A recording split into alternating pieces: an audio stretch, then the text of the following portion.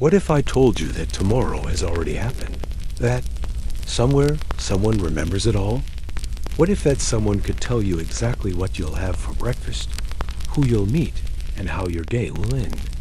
This is the story of Marcus Chun, a 34-year-old accountant, who woke up one Tuesday morning with an impossible claim.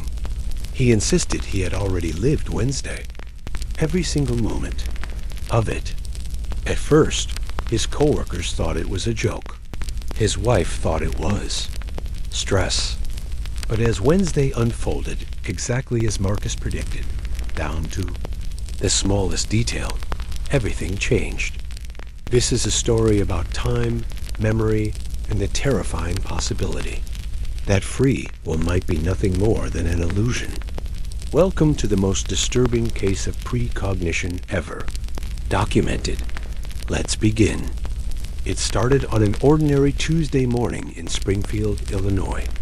Marcus Chun sat at his kitchen table, staring at his coffee.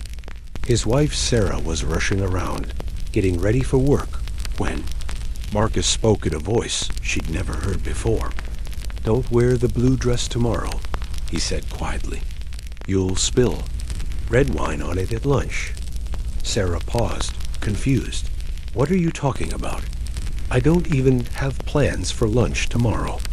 Marcus looked up at her with hollow eyes. "Yes, you do. Janet will call you at 10:15. She invites you to that new Italian place on 5th Street. You'll order the chicken marsala." Sarah laughed nervously. "Marcus, you're being weird. Janet's in Chicago this week. Her flight got canceled last night," Marcus continued, his voice eerily calm. "She'll be back by 9 a.m. She'll call you from the airport while waiting for her Uber. You'll hear the announcement for gate B7 in the background." Sarah stared at her husband. In 15 years of marriage, Marcus had never displayed any interest in her friend's travel plans. "How could you possibly know any of this?" she asked. Marcus looked back down at his coffee. "Because I live tomorrow already, Sarah. Every single second of it. I remember waking up Wednesday morning. I remember the entire day. I remember coming home and telling you about it. And then I woke up again. It was Tuesday." Sarah felt a chill run down her spine. "Marcus, that's impossible. You had a dream. At 2:30 p.m. tomorrow, there will be a car accident at the intersection of Main and Oak. A red Honda Civic will run the light and hit a blue pickup truck. Driver of the Honda is a 17-year-old girl named Emma. She be texting her boyfriend about prom. The pickup driver, a man named Robert Morrison, will break his left arm." Sarah sat down slowly. The level of detail was unsettling. "Marcus, this isn't funny anymore." "I'm not trying to be funny," Marcus replied. "I'm trying to figure out why this is happening to me. I remember everything, Sarah. Every conversation, every news story, every random event. I know that Mrs. Henderson next door will find her cat in the garage at 4 p.m. I know that the coffee shop on 3rd Street will run out of blueberry muffins by 11 a.m. I know that Channel 7 will lead their evening news with a story about the mayor's budget proposal." Sarah stared at her husband, searching his face for any sign that this was an elaborate prank. But Marcus had never been good at lying. His sincerity was one of the things she'd fallen in love with. "Okay," she said finally, "let's say you're telling the truth. How is this possible?" Marcus shrugged helplessly. "I don't know. I went to bed Monday night. Everything was normal. I woke up Tuesday morning, but I had these memories of Wednesday that felt completely real. More real than dreams. More real than my actual memories of what we did last weekend." Sarah felt her rational mind rebelling against the conversation. "Marcus, you need to see a doctor. This could be a brain tumor or some kind of neurological condition. People don't just remember the future." Marcus nodded slowly. "I know how it sounds, but what if I'm right? What if Janet really does call you at 10:15? What if that accident really happens? Will you at least consider that maybe, just maybe, I'm telling the truth? Sarah looked at her watch. She was already late for work. We'll talk about this tonight, okay? As she grabbed her purse and headed for the door, Marcus called. After her. Sarah, you'll get a parking ticket today if you park in your usual spot.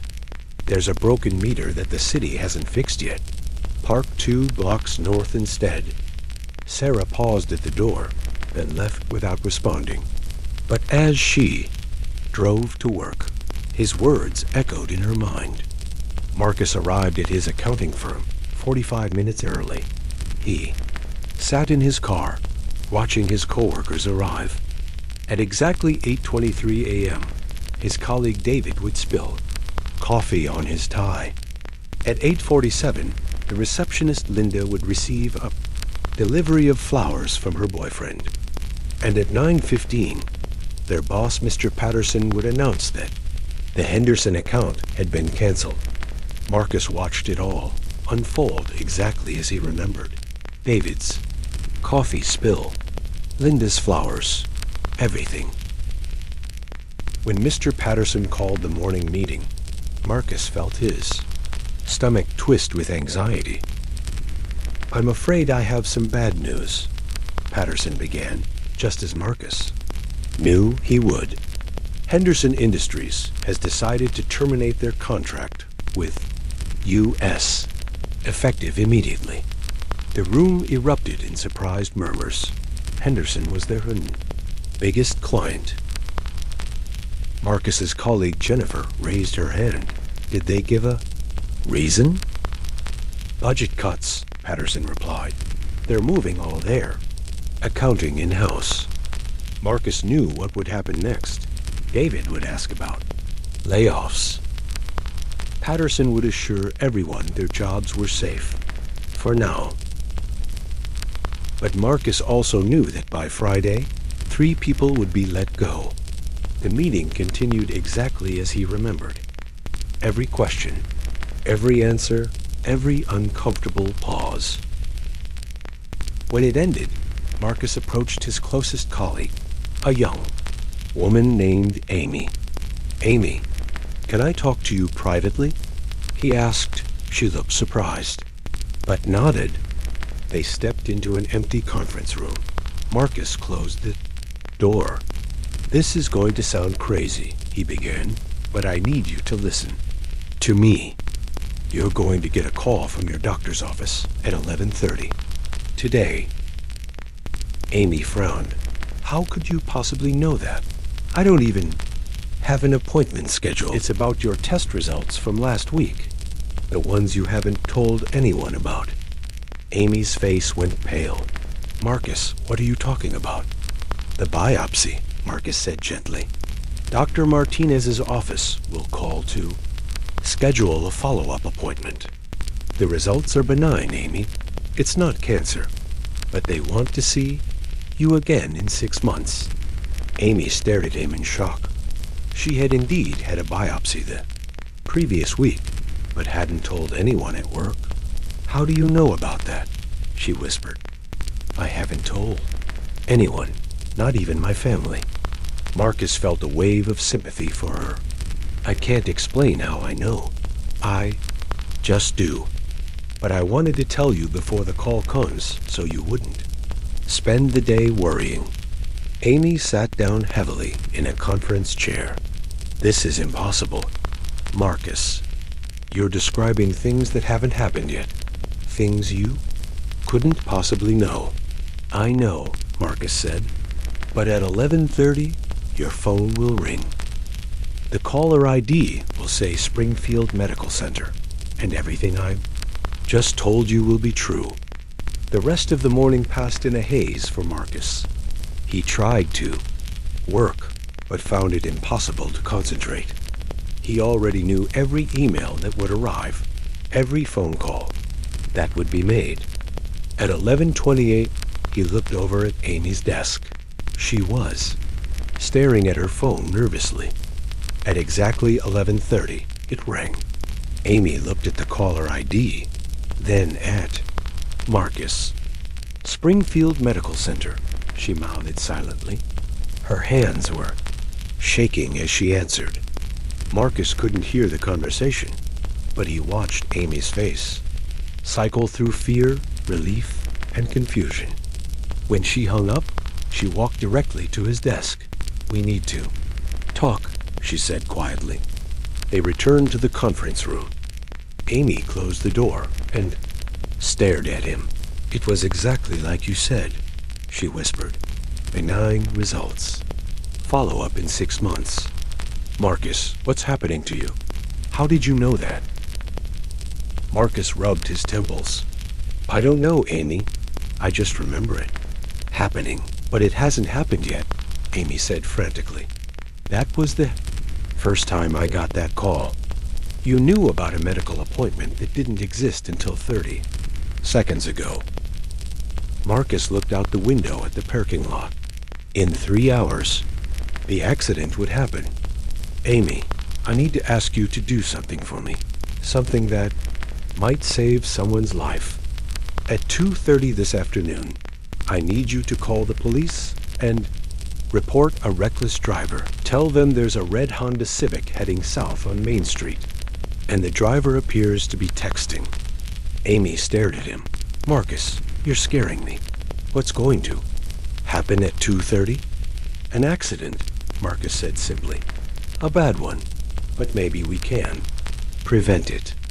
Meanwhile, across town, Sarah Chun was having the strangest day of her life. When she arrived at work, she'd parked in her usual spot despite Marcus's warning about the parking ticket. But as she walked to her building, she noticed something odd about the meter. The digital display was dark, completely dead. She'd never seen it broken before. A small part of her wondered if Marcus had been right, but she shook off the thought and went to work. At 10:14, her phone rang. Sarah glanced at the caller ID. Janet Morrison. Sarah's blood ran cold. Janet was supposed to be in Chicago until Friday. "Janet?" Sarah answered hesitantly. "Hey girl, my flight got canceled last night. I'm stuck at the airport waiting for an Uber. Want to grab lunch today?" In the background, Sarah could hear an airport announcement. "Final boarding call for flight 447 to gate B7. Sarah felt dizzy. It was exactly what Marcus had predicted, down to the gate number. "Sarah, you there?" Janet's voice seemed to come from far away. "Yeah, sorry. Lunch sounds great. How about that new Italian place on 5th? The words came out of Sarah's mouth automatically, as if she was reading from a script. "Perfect. I'm craving chicken marsala anyway. See you at noon?" After hanging up, Sarah sat at her desk, staring at her phone in disbelief. Everything Marcus had predicted was coming true. The broken meter, Janet's call, even the gate number. She looked down at her outfit, a blue dress. The same blue dress Marcus had warned her about. For a moment, she considered going home to change, but that would be admitting that Marcus was right. And people couldn't remember the future. It was scientifically impossible. At lunch, Sarah sat across from Janet at Marcello's, the new Italian restaurant on 5th Street. Janet was animatedly describing her canceled business trip, waving her hands as she spoke. "So I'm sitting in the hotel lobby at midnight," Janet said, "when I get the call that all flights are canceled. Something about a storm system moving through O'Hare. I had to sleep in the airport." Sarah nodded absently, barely listening. She was focused on her chicken marsala. Janet had ordered a glass of red wine with lunch, and it sat dangerously close to Sarah's elbow. "Sarah, you seem distracted," Janet said. "Is everything okay?" "Marcus said something strange this morning," Sarah replied her, voice distant. "He claimed he remembered today already happening. he knew. You would call me. Janet laughed. Marcus has quite an imagination. Maybe he's psychic now. He also said I would spill wine on this dress, Sarah said, gesturing toward Janet's glass. Well, that's easy enough to avoid, Janet said, moving her wine glass to the far side of the table. But as she reached across to grab the salt shaker, her sleeve caught the rim of the glass. Red wine splashed across the white tablecloth and onto Sarah's blue dress. Oh my God, I'm so sorry, Janet exclaimed, grabbing napkins to dab at the stain. Sarah stared down at the dark red stain spreading across the fabric. It was happening exactly as Marcus had predicted. Every single detail. Back at the accounting firm, Marcus was watching the clock with growing anxiety. It was 2:25 p.m. In 5 minutes, Emma Rodriguez would run a red light.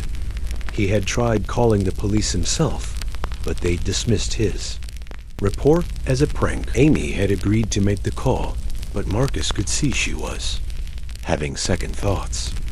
Amy, he said urgently, walking to her desk, you need to make that call now. Amy looked around nervously. Several coworkers were within earshot. Marcus, this is crazy. I can't call the police about something that hasn't happened. Please, Marcus begged. A 17-year-old girl is about to get seriously hurt, and a man named Robert Morrison will break his arm. We can prevent this. Amy stared at him for a long moment, then picked up her phone. 911. What's your emergency? I'd like to report a reckless driver. There's a red Honda Civic heading south on Main Street. The driver appears to be texting. Marcus held his breath as Amy provided the details. Would it be enough to prevent the accident? At exactly 2:30 p.m., Marcus's phone buzzed with a news alert. Traffic alert. Police have pulled over a vehicle at the intersection of Main and Oak. Driver cited for texting while driving. No injuries reported. Marcus felt a surge of relief mixed with confusion. They had prevented the accident. But that meant his memories of tomorrow could be changed. Amy was staring at her phone, reading the same news alert. Marcus, how did you know? I don't know, Marcus replied honestly, but I'm glad we stopped. Word spread quickly through the office about Amy's call and the prevented accident. By the end of the day, everyone was looking at Marcus with a mixture of curiosity and unease. When Marcus arrived home that evening, Sarah was waiting for him in the kitchen. She was wearing a different outfit and holding her stained blue dress. We need to talk, she said quietly. Marcus nodded and sat down at the table. Janet called at exactly 10:15, Sarah began. Her flight was canceled, just like you said. She invited me to lunch at the Italian place. I ordered chicken, marsala, and she spilled red wine on my dress, exactly like you predicted. Sarah sat down across from him. Marcus, what's happening to you? I don't know, Marcus said, but I helped prevent a car accident. Today, a teenage girl could have been seriously hurt, but we stopped it from happening. Sarah studied her husband's face. Do you remember anything else about tomorrow? Marcus nodded slowly. Everything, but some of it is already changed. The accident didn't happen, so now Robert Morrison will have a completely different day. Instead of going to the hospital, he'll pick up his daughter from soccer practice. They'll stop for ice cream on the way home. She'll get chocolate, chip cookie dough. Sarah felt a chill. You remember things that haven't happened yet, but might happen? It's like I lived through multiple versions of the same day, Marcus explained. Some things are fixed, some things can be changed, but I remember them all. That night, neither of them slept well. Sarah lay awake, staring at the ceiling. If Marcus was telling the truth, then everything she thought she knew about reality was wrong. Free will, choice, the nature of time itself would all be called into question. Marcus lay beside her, his mind racing through his memories of Thursday. He knew that tomorrow his story would spread. People would start asking questions, and he would have to decide how much of the truth he was willing to reveal. Because Marcus Chun knew things that no one should ever know. He knew about the secrets people kept, the lies they told, the choices they would make. And that knowledge was about to change everything. The next morning, Wednesday arrived exactly as Marcus had remembered it would. But now, with Sarah and Amy as witnesses to his impossible gift, word began to spread. By Thursday morning, Marcus Chun's story had reached the local news. Channel 7's morning show featured an interview with Amy about the prevented accident. He knew exactly when and where it would happen, Amy said, her voice still filled with disbelief. He gave me specific details about the drivers, the cars, even the time of day. If we hadn't called the police when we did, someone could have been seriously hurt. The interviewer, a skeptical-looking woman named Rebecca Torres, leaned forward with obvious doubt. Amy, you're asking us to believe that your coworker can literally see into the future. Isn't it more likely that this was just an incredible coincidence? Amy shook her head firmly. Rebecca, he also predicted my doctor's call about my biopsy results. He knew details about my medical situation that I hadn't told anyone. This wasn't a lucky guess. Marcus Chun can somehow remember things before they happen. Meanwhile, at his home, Marcus was fielding calls from reporters, scientists, and curious strangers. His phone had been ringing nonstop since 6 a.m. Sarah had unplugged the landline. We need to get out of here, Sarah said, peering through the blinds at the growing crowd outside. News vans were parked along their street. Reporters stood on their front lawn. They're treating our house like a circus, Sarah continued. This is getting out of hand. Marcus sat at the kitchen table, his head in his hands. I never wanted this attention. I was just trying to help people, to prevent something terrible from happening. But now everyone wants to know what else I remember. Sarah sat down beside him. What do you remember, Marcus? About today, I mean. Marcus looked up at her with haunted eyes.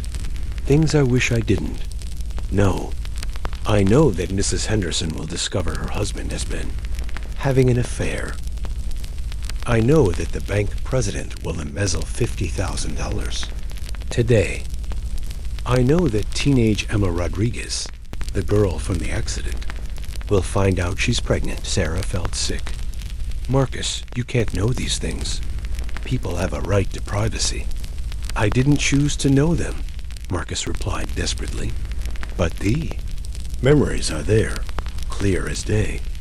I know personal things about everyone in this town.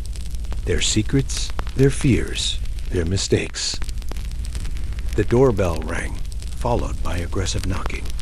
Mr. Chun, this is Detective Ray Morrison with Springfield PD.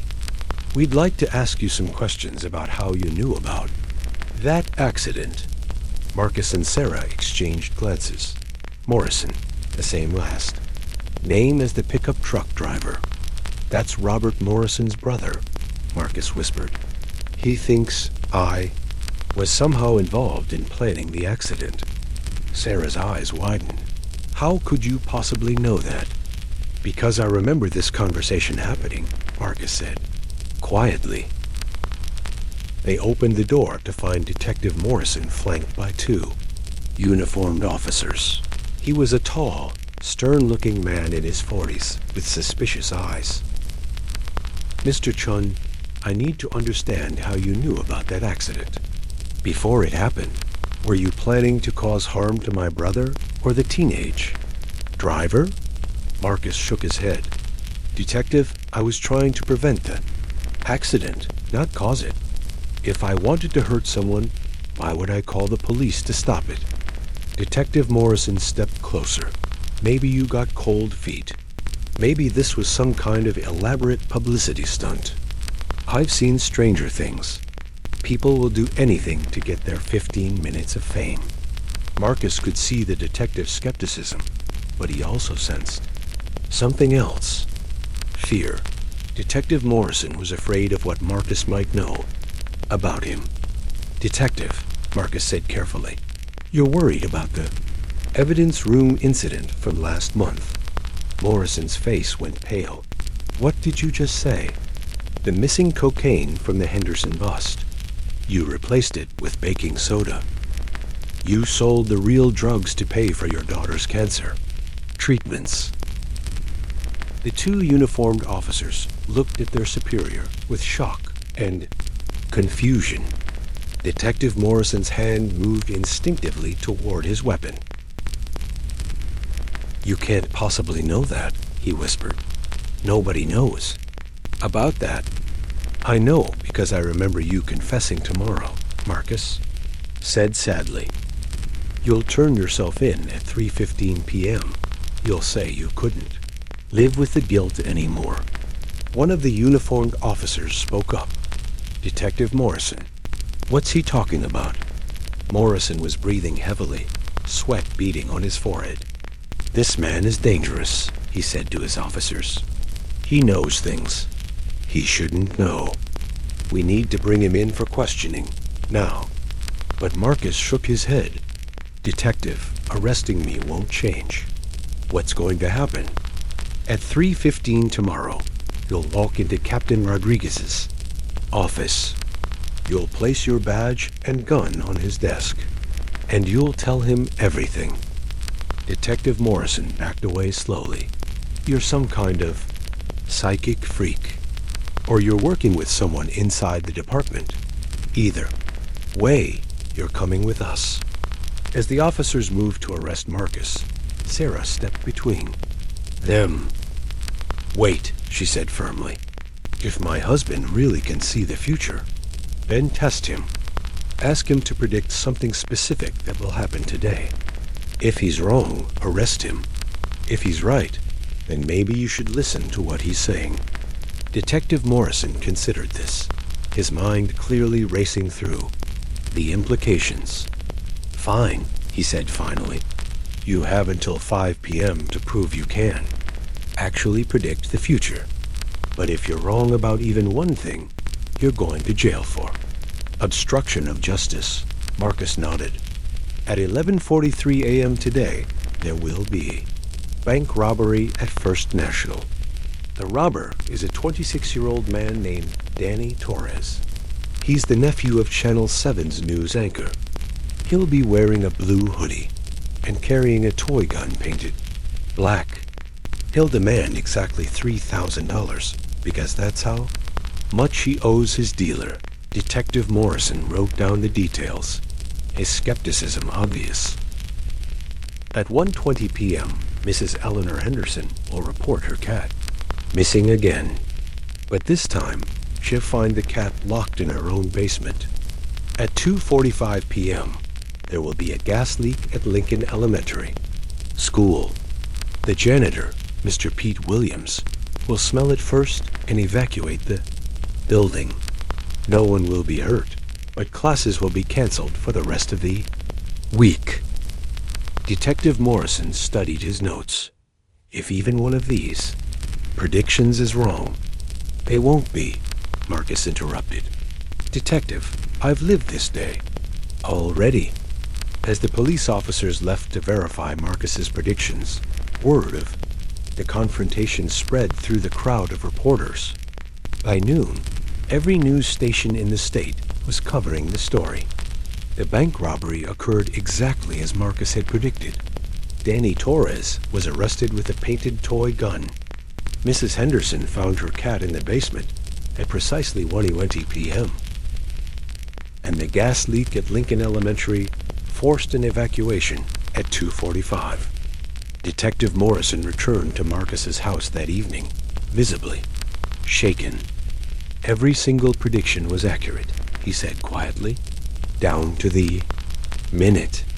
Mr. Chun, I don't understand what's happening here, but I owe you an apology. Marcus looked at the detective with compassion. You don't need to apologize, but you do need to make a choice about tomorrow afternoon. Detective Morrison's jaw tightened. About what you said earlier. I remember you making the right choice, Marcus said gently. You'll do the right thing. That night, the story went national. Cable news networks picked up the footage from Springfield. Scientists, skeptics, and believers all weighed in on the phenomenon of Marcus Chun. Dr. Elena Vasquez, a neurologist from Johns Hopkins, appeared on the evening news. There are documented cases of people experiencing vivid, prophetic dreams, she explained. But nothing like this. Mr. Chun appears to have perfect recall of future events. If this is real, it challenges everything we know about consciousness and time. Meanwhile, Dr. James Randi, a famous debunker of paranormal, claims remained skeptical. I've seen hundreds of so-called psychics, he said during a phone interview. They use cold reading, hot reading, and simple tricks to create the illusion of supernatural knowledge. Mr. Chun may be very clever, but I guarantee there's a rational explanation for his predictions. But as the days passed, Marcus continued to predict events with perfect accuracy. He foresaw earthquake in California, a celebrity divorce, announcement, and a major stock market drop. More disturbing were his predictions about ordinary people. He knew about affairs, crimes, and personal tragedies. The ethical implications became a national debate. Did Marcus have a responsibility to warn people? Or did his knowledge violate their fundamental right to privacy and free will? Dr. Martha Sullivan, a bioethicist at Harvard, raised troubling questions on national television. If Mr. Chun can see into the future, she said, then do we really have free will at all? Are our choices predetermined? Are we just following a script that's already been written? The question haunted Marcus as well. Every day, he remembered more future events, but some of his predictions were beginning to change based on the actions people took. When he warned the mayor about a corruption scandal, the mayor resigned before the investigation began. When he told a woman about her husband's affair, she confronted him and they went to counseling. The future, it seemed, was not entirely fixed. Knowledge could change outcomes. But this revelation brought new problems. People began to demand that Marcus share his knowledge. Desperate parents wanted to know if their children would be safe. Investors wanted stock tips. Politicians wanted to know about their opponents' scandals. Marcus found himself besieged by requests, threats, and bribes. The government sent agents to interview him. Scientists wanted to study his brain. Religious leaders declared him either a prophet or a dangerous heretic. 2 weeks after the first prediction, Marcus and Sarah sat in their kitchen at dawn. They had been forced to move to a safe house after receiving death threats. I can't live like this, Sarah said, her voice barely above a whisper. Everyone wants something from you. They look at you like you're not human anymore. Marcus reached across the table to take her hand. I know. I'm sorry.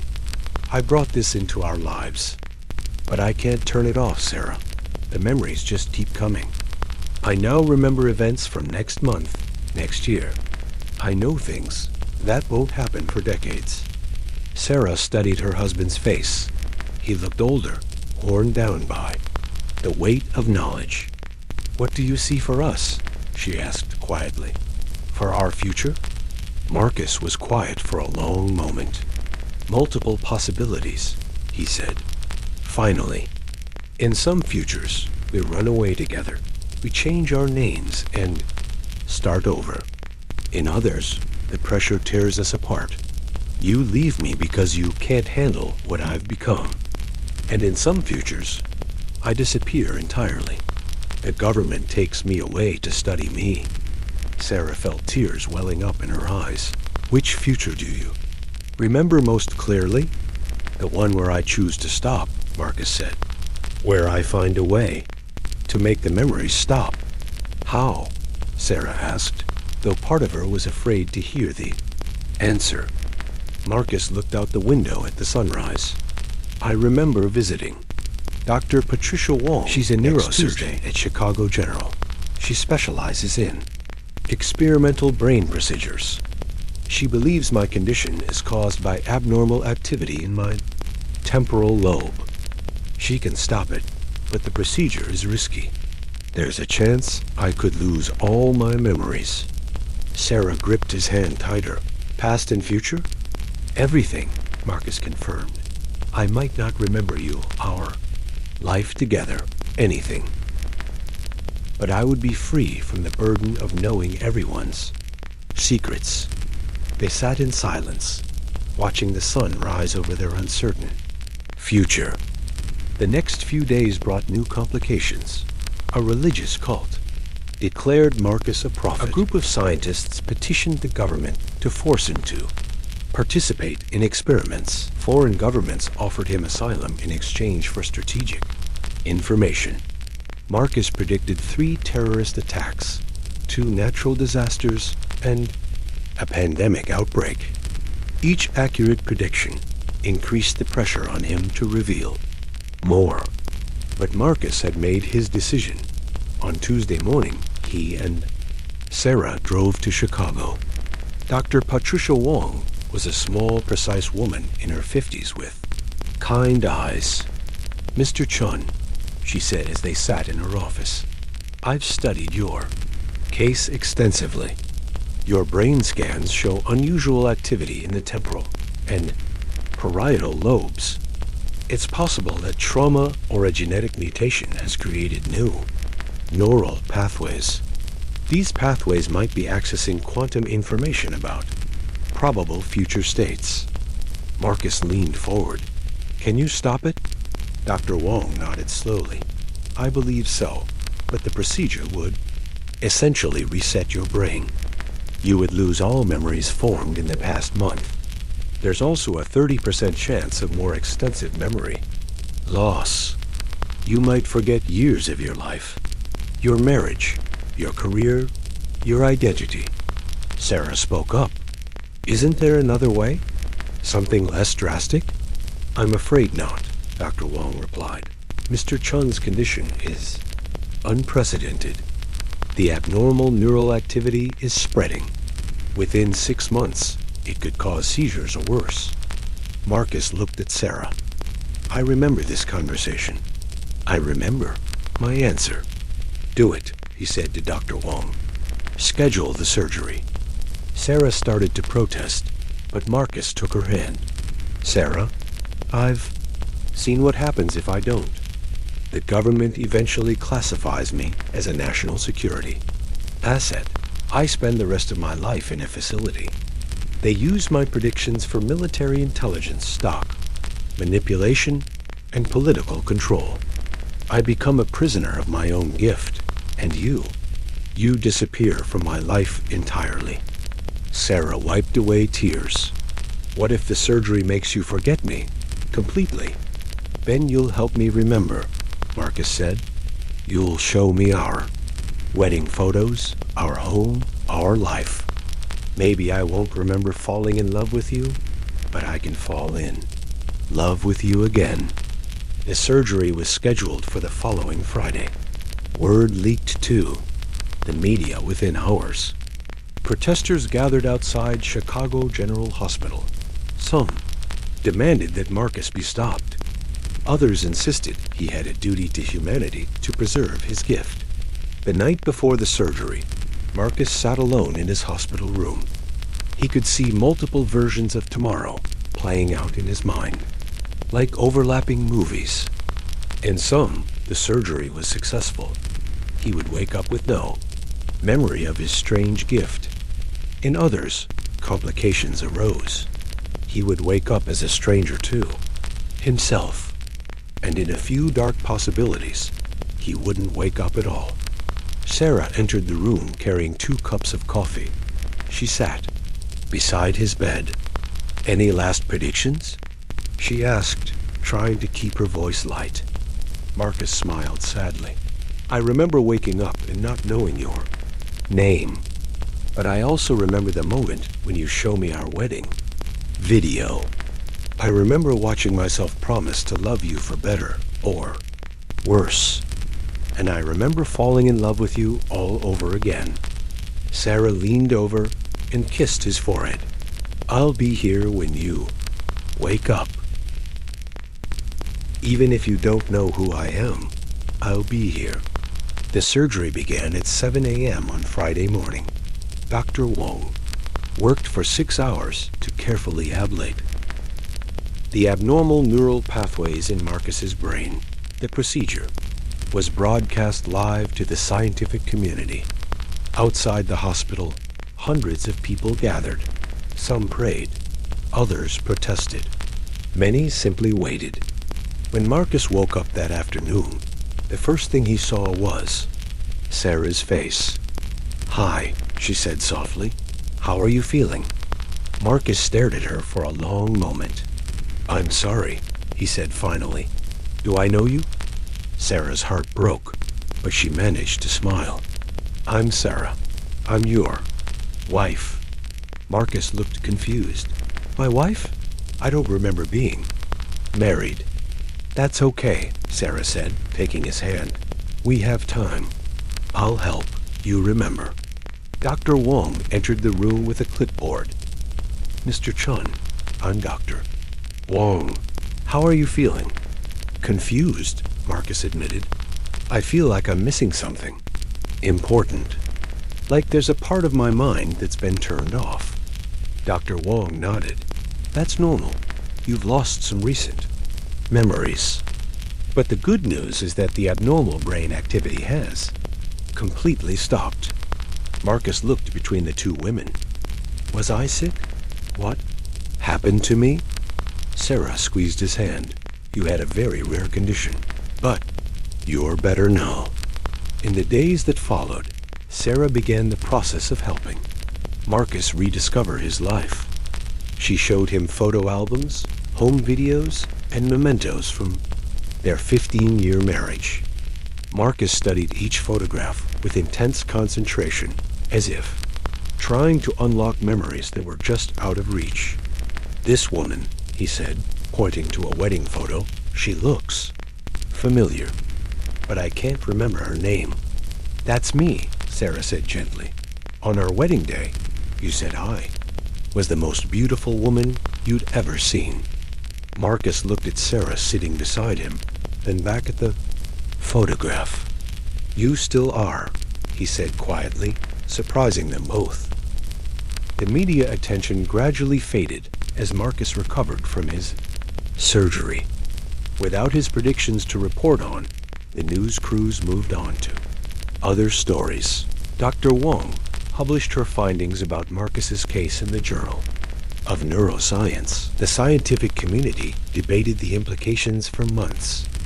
Amy visited Marcus at home 3 weeks after his surgery. "Do you remember me?" she asked hopefully. Marcus studied her face. "I'm sorry," he said. "I know we must have been friends, but I can't remember your name." "I'm Amy. We worked together at the accounting firm. You saved my life once." Marcus looked confused. "I saved your life? How?" Amy looked at Sarah, who nodded encouragingly. "You told me something important about my health. Something that helped me get through a very scary time." "I wish I could remember," Marcus said sincerely. "I'm glad I was able to help." Detective Morrison also came to visit. He looked older, more tired than before. "Mr. Chun, I wanted to thank you, he said awkwardly. You changed my life. Marcus frowned. I'm sorry, Detective. I don't remember meeting. You? You helped me make the hardest decision of my life, Morrison continued. You showed me that doing the right thing was more important than protecting myself. I turned myself in for evidence tampering. I lost my job, but I kept my integrity. Marcus looked at the man with compassion. I'm glad you found the strength to be honest. I just wish I could remember helping you. As the months passed, Marcus slowly rebuilt his identity. He couldn't return to his old job at the accounting firm. Too many people there knew about his strange gift. Instead, he found work at a small bookstore. The quiet atmosphere and orderly shelves brought him peace. Sarah watched her husband carefully during this time. She was looking for signs of the man she had married. His kindness was still there, his gentle humor, his careful way of listening to people. But there was something else, too, a lightness that hadn't been there before. You seem happier, Sarah told him one evening as they sat on their porch.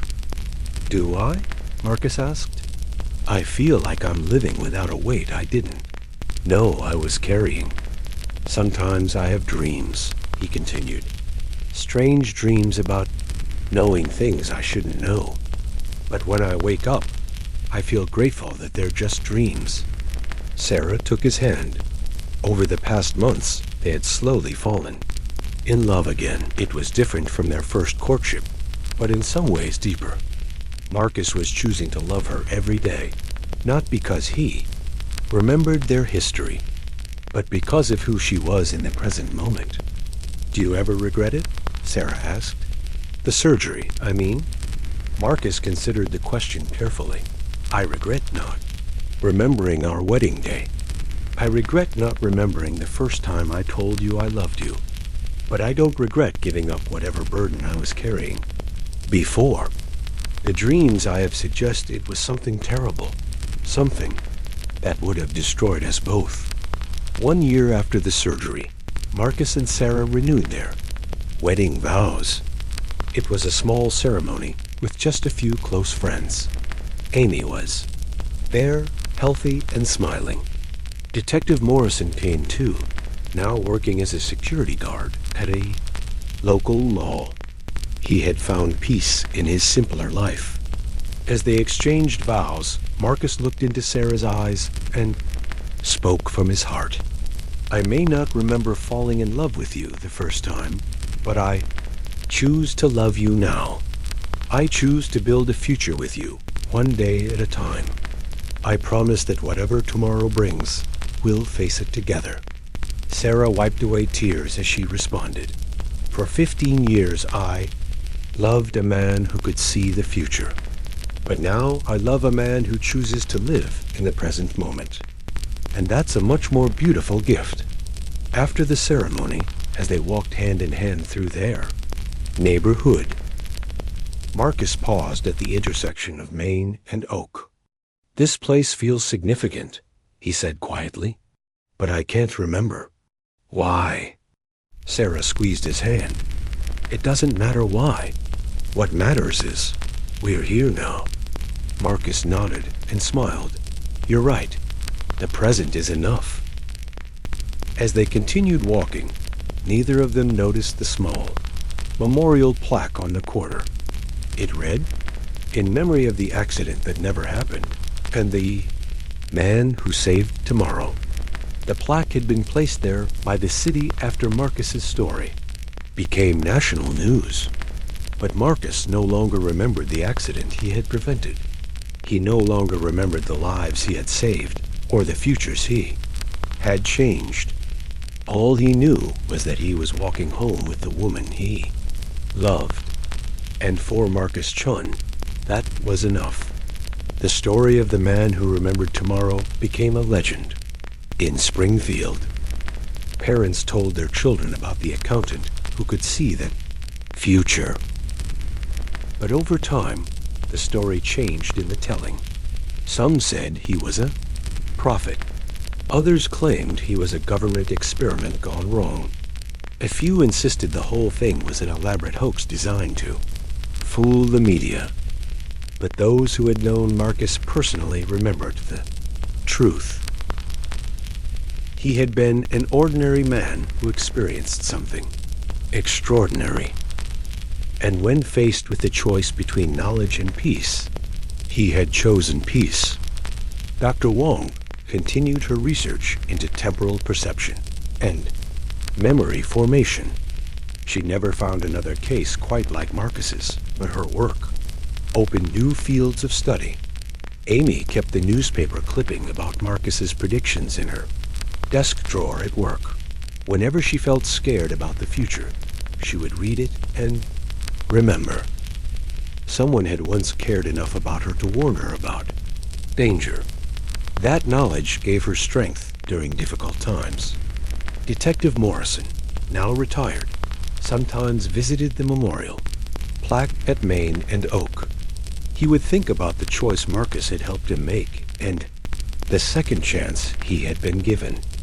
He never saw Marcus around town anymore, but he hoped the man had found happiness. 5 years after the surgery, a young graduate student contacted Sarah about interviewing Marcus. She was writing her thesis about temporal anomalies and had read about his case. "I'm sorry," Sarah told her gently. "My husband doesn't remember any of that. But I can tell you this. He's happier now than he ever was when he could see the future. Sometimes the greatest gift is forgetting what we're not meant to know." And so Marcus Chon lived the rest of his life one day at a time. He never again remembered tomorrow. He never again predicted the future. He simply lived in the present moment, grateful for each day he was given. In the end, perhaps that's the most human thing of all, to face the unknown future with hope rather than certainty, to choose love over knowledge, to choose peace over power. Marcus Chun had remembered tomorrow, but he chose to forget. And in that choice, he found his way back to being simply, beautifully human. The man who remembered tomorrow learned to live for today.